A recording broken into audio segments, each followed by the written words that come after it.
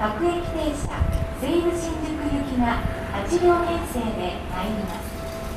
黄色い線の内側でお待ちください。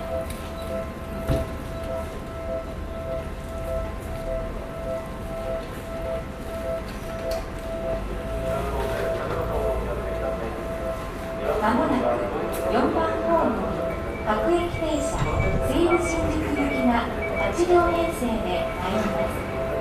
黄色い線の内側でお待ちください。まもなく4番ホーム各駅停車西武新宿行きが8両編成で参ります。黄色い線の内側でお待ちください。上門側へお急ぎの方は次に4番ホームから発車する急行をご利用ください。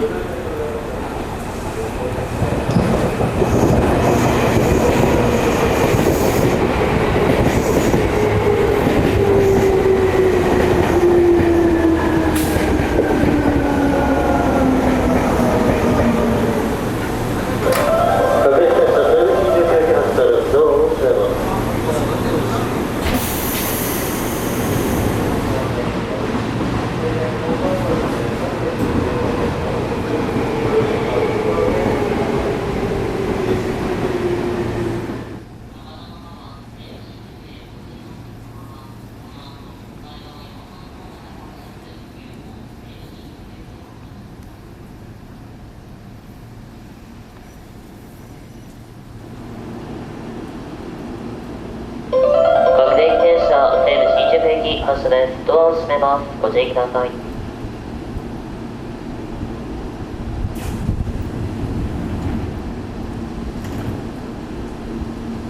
2番ホームで電車が動きます。ご注意ください。2番ホームで電車が動きます。